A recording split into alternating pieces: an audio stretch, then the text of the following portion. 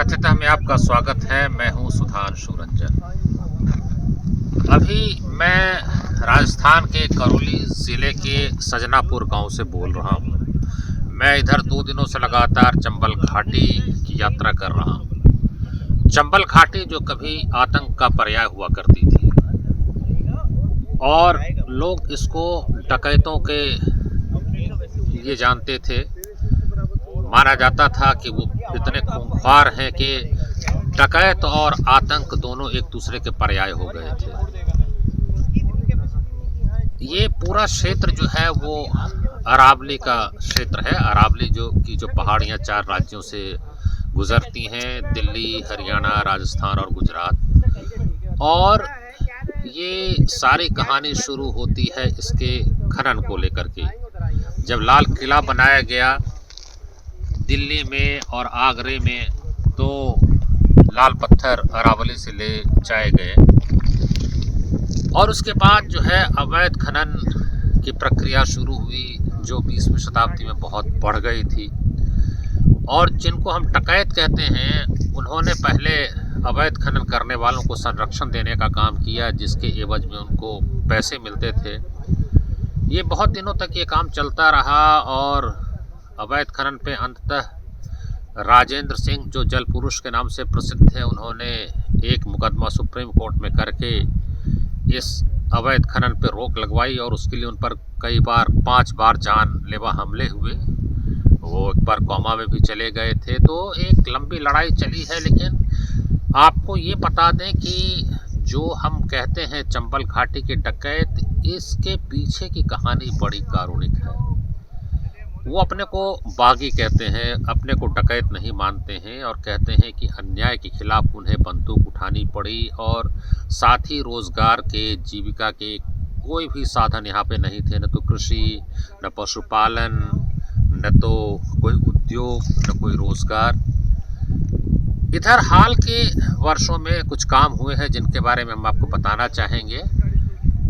लेकिन पहले ये बता दें कि जो डकैत या बागी जो भी कह लें, वो आत्मसमर्पण करके खेती की ओर कैसे आए, उसके पहले आपको ये बताना चाहेंगे कि इस क्षेत्र में बड़े प्रसिद्ध और समर्पित कार्यकर्ता एस एन सुब्बा राव ने काफ़ी काम किया उन डकैतों के बीच और उन्होंने काफ़ी समझाया कि हिंसा का रास्ता छोड़ो। तो उसके बाद पहली बार वो विनोबा के पास गए और विनोबा भावे के समक्ष आत्मसमर्पण हुआ 1960 के आसपास।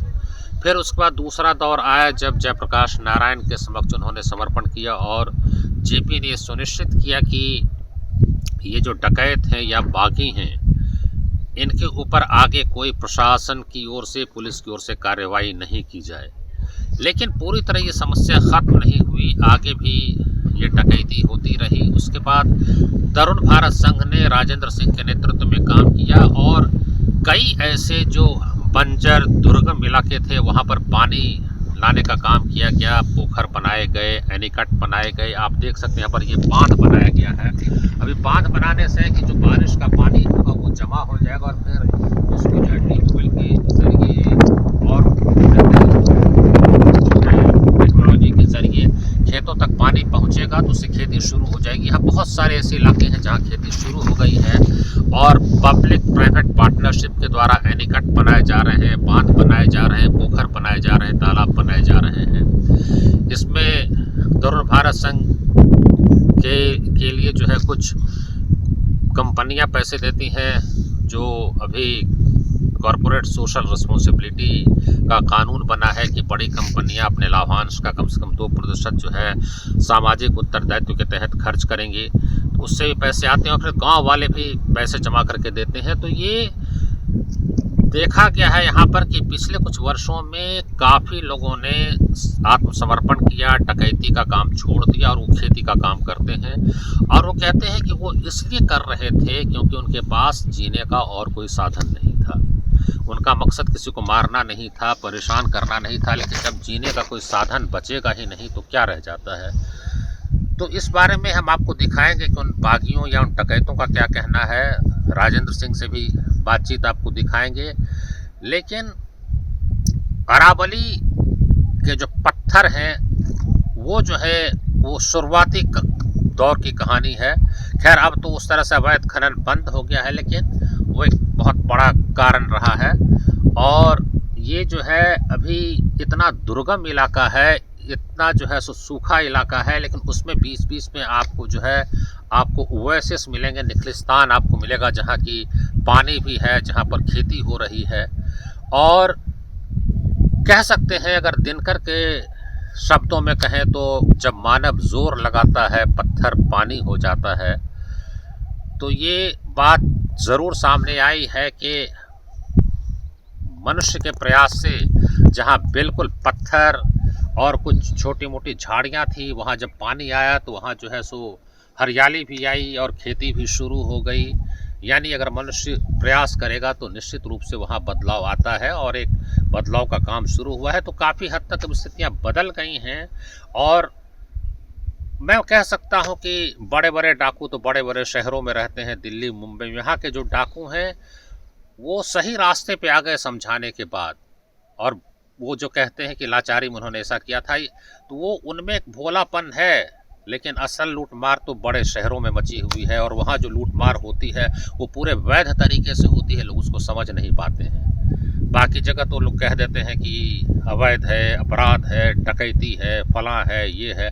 बड़े बड़ी डकैतियाँ जो हैं सो हो रही हैं, लेकिन उसको लोगों ने योग्यता से जोड़ दिया, बड़े काबिल हैं, करोड़ों रुपए रोज़ कमा रहे हैं तो बड़े काबिल हैं। तो ये जो है एक नज़रिया का फ़र्क है। आप देखेंगे कि किस तरह से चंबल की घाटी में बदलाव आया है। घरों के बीच भी जो है सो जीवन बदलने लगता है। यहाँ आप देख रहे हैं ये पानी है, ये यहाँ इस तरह से पोखर बनाया गया, और आप देख रहे हैं बिल्कुल भैंसों का झुंड, गाय भी आप देख सकते हैं, भैंसें आप देख सकते हैं कि पूरी तरह से जनजीवन बदल जाता है। यानी पशुपालन भी संभव हो जाता है, कृषि भी होने लगती है।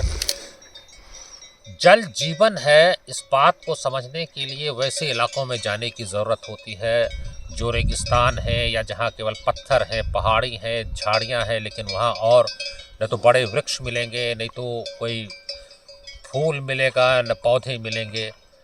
लेकिन पानी आने के बाद जीवन कैसे बदलता है ये आप देख सकते हैं। 1960 में चंबल के 20 बागियों ने विनोबा भावे के समक्ष आत्मसमर्पण किया। इसके लिए सबसे पहले पहल की मान सिंह के पुत्र तहसीलदार सिंह ने। उन्हें फांसी की सज़ा सुनाई जा चुकी थी और वे नैनी जेल में थे।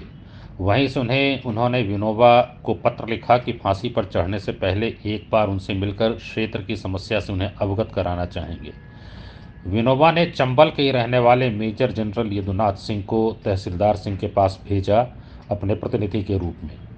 बाद में मई 1960 में अपनी पदयात्रा के सिलसिले में विनोबा चंबल पहुंचे तो उन डकैतों ने उनके चरण छूकर आत्मसमर्पण किया। इस अभूतपूर्व घटना का समाज पर काफ़ी प्रभाव पड़ा। इसके बाद अप्रैल 1972 में जयप्रकाश नारायण के सामने बड़ी संख्या में बागियों ने आत्मसमर्पण किया। 12 से 14 अप्रैल के बीच आत्मसमर्पण का कार्यक्रम हुआ। सबसे पहले आत्मसमर्पण करने वालों में मोहर सिंह थे, जिन पर उस समय 2 लाख रुपए का इनाम था। हथियारों का अंबार लग गया। बागियों ने जेपी एवं उनकी पत्नी प्रभावती के पैर छुए। जेपी ने सबको पुत्र की तरह अपने गले लगाया और आश्वासन दिया कि यदि उनके समक्ष आत्मसमर्पण करने वालों को फांसी होगी तो वे अनशन कर प्राण त्याग देंगे। आजकल जल पुरुष राजेंद्र सिंह इस काम में लगे हैं। अभी हम धौलपुर ज़िले के नाहरपुरा गांव में हैं, और ये चंबल का बीहड़ इलाका है। बगल में चंबल नदी बहती है, और हमारे साथ बैठे हैं अभी भूरी सिंह, जो अब किसान है, लेकिन पहले ये दस्यु थे, डकैती का काम करते थे। तो हम पहले भूरी सिंह से सुने कि अभी क्या करते हैं और पहले क्या करते थे। हाँ भूरी सिंह, बताइए आप क्या करते थे पहले? पहले साहब यही गुंडागर्दी थी हमारी, डकैती डालना, पैसा ऐसे छीनना, वैसे 2 नंबर के ऐसे काम करते थे। अच्छा। हाँ, पहले यहाँ पैदावार ही नहीं थी जी। हाँ। तो यहाँ पैसों की ज़रूरत, पैदावारी के जो बच्चों के इच्छा की ज़रूरत, पालन पोषण के लिए हम ऐसी गुंडागर्दी करते थे, डकैतियाँ डालते थे। कहाँ जाते थे डकैती करने? हाँ जाते साहब, अपने ये 2-3 जिले में, एमपी मध्य प्रदेश भी निकल जाते, यूपी में भी चले जाते। कहाँ जाते थे? घर में जाके डकैती करते थे? घर में, रास्ते में, जो जैसा ऐसा मौका मिल जाता ना अपन को, हम्म। तो उसी कदर कितना रुपया उससे हो जाता था डकैती से डकैती से साहब खूब 1-1 लाख रुपया महीने में? महीने में कमा लेते। और पुलिस को भी देना पड़ता होगा। पुलिस को देना पड़ता था। बचता कितना था? अब बचना तो साहब ये सही है, जो कुछ घर के लिए खाते पीते और कुछ पुलिस में चला जाता, बस यही था, डर था और कुछ नहीं था। तो छोड़ा कब आपने? हमने छोड़ा साहब, जी हमारे रणवीर जी हैं जो तरुण भारत का काम करते हैं, ये पानी वगैरह का, तो ये लोग हमसे करौली जिले में मिले जी। अपन उस इलाके में, ये इनका काम चल रहा था। हम्म। तो इन्होंने बोला भाई वो ऐसा क्यों, क्या कर रही हो तुम? तुम वैसे करो तो मैं कि भाई तुम तो पानी का यह काम कर रहे हैं, हमारे यहाँ पानी का काम कर जाए, पानी हो जाएगा तो हम भी में गई निकले। तो कि तुम काम को छोड़ो, इसको हम आपके लिए पानी की सुविधा करें। तो इन्होंने हमारे यहाँ बढ़िया पानी की सुरक्षित कर दी। हम सिलेंडर हो गए, सिलेंडर होके और अपना इन्होंने पानी का बढ़िया अच्छा व्यवस्था बन गई है। अब हमारे मतलब फसल रह रही है, 2 लाख रुपए 2.5 लाख रुपए साल के बच्चे आते हैं, आपका काम चल जाता काम चल रहा है, खूब बढ़िया सुख शांति से रह रहे हैं। कोई डर भय नहीं है किसी की, पहले डरते भी घर कम आते, पुलिस का खटका था, भागते फिरते थे? भागते फिरते साहब। कभी जेल भी गए? जेल गए हैं साहब। अच्छा, कितने दिन रहे? 2 बार, एक बार 5-6 महीने रहा, 1 साल 1.5 साल एक बार। तो अब सारे मुकदमे खत्म हो गए? सब तो सबसे फ्री है। तो लूटपाट में तो आप पर भी तो हमला होता होगा? हाँ होता है साहब, हम भी करते, हमारे पास राइफल वगैरह सारा सिस्टम रहता था। आपने किसी को मारा भी, गोली भी नहीं मारी? साहब, गोली किसी में नहीं, हमें मारने का कोई बैर था, हमें तो पैसा कमाना था। अच्छा, या रात में घर तोड़ करके घुस गए या दरवाजा उसको खुलवा के? नहीं साहब, घर पर तो हमने ऐसे जाना नहीं करे थे, नहीं करते? हम तो चिट्ठियाँ वगैरह देते थे, घर डकैती ऐसे नहीं डालते हम। चिट्ठी डाल देते थे? चिट्ठी दे देते, आपको मिल गए ऐसे, हमारे लिए तुम पैसे वाले आदमी, हमारे लिए इतने पैसा चाहिए, आपका काम धंधा है, उनको बंद करते, आपको दे देते थे पैसे? फिर भी दे देते। राजी बाजी, राजी का सौदा किया था। अच्छा, जब भी हमसे कोई केस नहीं लगा आज तक। अभी भी यहाँ कुछ डकैत बचे हुए हैं चंबल के इलाके में? या हाँ सब है, अभी बचे हुए? अभी है, पर अब वो उतने नहीं है, कम है, मतलब अब तो जो समझो तुम 5% 100 में से। तो यानी आपके कहने का मतलब है कि पानी आ गया, पानी से खेती शुरू हो गई, तो आपने वो धंधा छोड़ दिया डकैती का। यानी अगर जीविका का और साधन हो जाए तो फिर लोग डकैती नहीं करेंगे, ये आपके कहने का? हाँ बस यही हमारा, ये हमारा निवेदन है कि ऐसे सुविधाएं हो जाए। तो बहुत पहले 70 के दशक में माधो सिंह, मोहर सिंह वगैरह ने किया था जयप्रकाश नारायण के सामने आत्मसमर्पण। उसके बाद भी कुछ लोग करते रहे डकैती, फिर आपने भी समर्पण किया। हाँ वो ऐसे ही है कि जो जिसकी मतलब अब हमारे बच्चे हैं, हम अपने बच्चों के लिए बढ़िया यहाँ से गुजारा हो रहा है, उनको पढ़ा रहे हैं, लिखा रहे हैं, बढ़िया शिक्षा दे रहे हैं, तो हमारे ज़मीन से ही पैदावारी हो रही है। तो आप और डकैतों को आप बताते हैं कि ये काम छोड़ो, अब तुम खेती का काम शुरू करो? हम सब डकैतों को ये बताते हैं, ये प्रयास कर रहे हैं कि भाइयों जैसे हम सुधरे, हम सुख शांति जी रहे हैं जी। मतलब हमको कोई प्रकार का डर नहीं है, बढ़िया जा रहे हैं, शहर जा रहे हैं, आप जैसे लोगों से मिल रहे हैं, तो उसमें आनंद आ रहा है। भाई आप भी छोड़ो, आप अपनी ज़मीन को बनाओ, पानी की सुविधा करवाओ।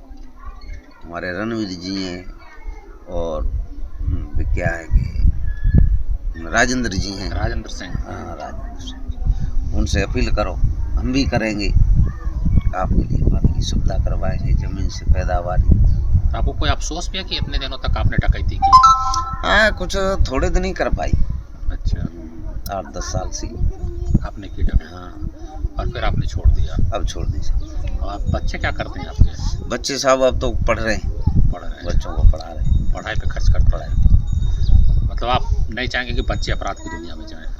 छोटे बच्चे हैं, छोटे भाई हैं, वे भी हमने लेन से लगा रखे हैं। कोई भाई कोई गलत काम नहीं कर रहा है, सब बाहरवास काम कर रहे हैं।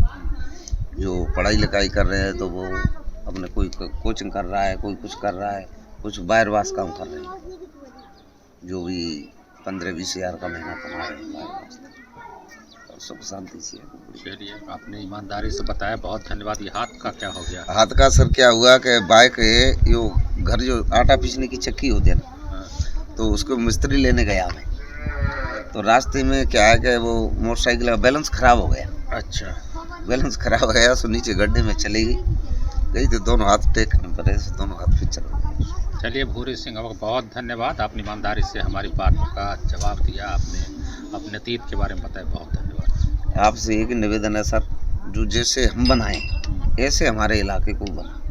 ये आपने डकैती की थी क्या? करी सर, डकैती? हाँ करी तो सार ना डोलो डांग में, हाँ? डोलो झूठ नहीं दंगो डोलो। कितने साल डकैती की? नहीं 10-15 दिन। 10-15 दिन? हाँ पेट घूमे के ला लूट ला में कछु। अच्छा, भूखे मर रहे। अब कोई जरूरत ना है। 10-15 दिन ही की बस डकैती? नहीं करी साहब, फिर मैं को मारो देते। क्या मार भी सके ना। तो कितनी कमाई हुई डकैती में? कमाई तो मगर जेब में गए हाल साल हाँ? गए दिया पुलिस को। जो कमाए वो पुलिस को दे दिया यही होता है डकैती में। हाँ, कितने लोग हैं आपके परिवार में? मेरे परिवार में वैसे सब में 250 है। भाई हमारे काका। आपके कितने बच्चे? हमारे मेरे बच्चे 20 हैं सर। भाई के? भाई के एक के 14 हैं, एक के 8 हैं। अच्छा। हाँ ऐसे आप कितने भाई हैं? हम 4 भाई हैं। उन चारों के कितने बच्चे? 4 इनके 30-35 हैं। अच्छा, और उनके बच्चे होंगे? हाँ अच्छा। उनके बच्चे 250 आदमी है परिवार में। राजेंद्र भाई, ये चंबल के इलाके में होते हैं और एक कुख्यात इलाका रहा है, लोग ठर्राते रहे हैं, चंबल के डकैत जो है बहुत कुख्यात रहे, लेकिन यहाँ बड़ा चमत्कारिक काम हुआ है।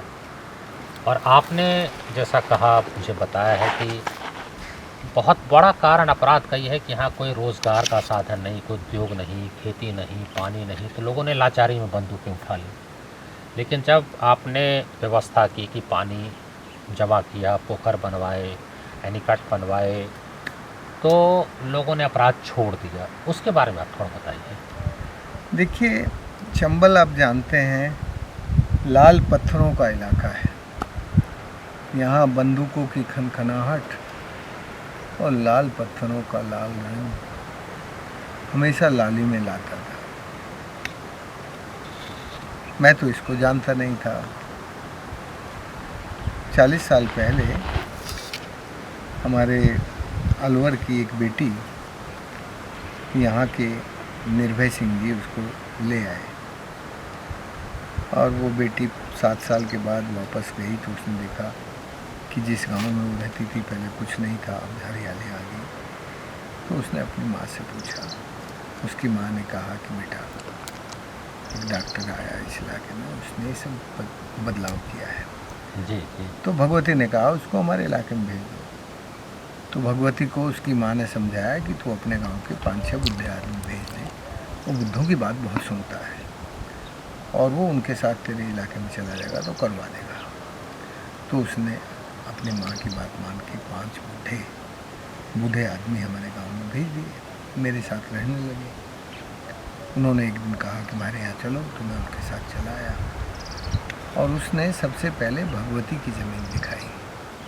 भगवती की ज़मीन पे हमें पानी का काम करना था। हमने भगवती को मदद कर दी। उसने एक बंदा बना लिया, जैसा ये है ऐसे ही, लाल पत्थरों के बीच में, मिट्टी तो थी नहीं। जब वो बन गया तो बारिश हुई। तो बारिश में ये जो पेड़ पौधे होते हैं ना, इनके पत्ते और ऊपर की मिट्टी सब इस ज़मीन पर आके जम गई। तो ये जो लाल पत्थर अभी दिख रहा है, इस बारिश के बाद ये खेती वाला हो जाएगा। इस पर इतनी मिट्टी भी जम गई तो बस समझो। तो उसने क्या किया कि उसी मिट्टी में, नमी में, अक्टूबर के महीने में सरसों का बीज बखेर दिया। अब वो सरसों होगी बहुत अच्छी। जैसे ही सरसों अच्छी हुई, अपने पति के लिए वो एक 5 रंग का साफा, 5 रंगा, और एक सफ़ेद धोती कुर्ता खरीद के लाई। और उसके गैंग में जो कुछ 2-4 लोग उस इलाके के थे, उनके हाथ संदेश भिजवाया कि मकर संक्रांति के दिन सुबह 4 बजे तक मेरी शक्ल देखना चाहे तो आ जा, नहीं तो फिर मैं उसके बाद नहीं मिलूँगा। अब वो तो भाई अकेला तो कैसे आता, तो अपने पूरे गैंग के साथ आया। 70-80 लोग थे। मुझे भी संदेश गया था, मैं भी आ गया। भगवती ने अपने पति को मेरे हाथ से 5 रंगा साफा दिलवाया और सफ़ेद कुर्ता धोती दिलवाया। सफ़ेद कुर्ता धोती पकड़ते ही जो मेरिकल हुआ, उसकी आंखों में तो पानी आ गया। वो बोला, यह 7 साल से माँ को इंतज़ार करती रही, अब मैं इसी के साथ रहूँगा बाकी जीवन, अब मैं बंदूक नहीं चलाऊँगा। और उसने बंदूक अपने गैंग के लोगों के ऊपर फेंक दी। गैंग के लोगों ने बहुत समझाया कि तेरे ऊपर इतने मुकदमे हैं, पुलिस नहीं रहने देगी।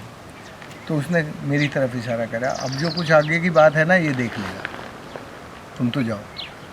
तो उसने गैंग को तो वापस भेज दिया, और फिर जब उसने बंदूक छोड़ दी थी तो सारी जिम्मेदारी मेरे ऊपर आ गई, क्योंकि मैं तो भाई महात्मा गांधी के सिद्धांतों पे सत्य और अहिंसा के रास्ते पे चलने वाला सिपाही था।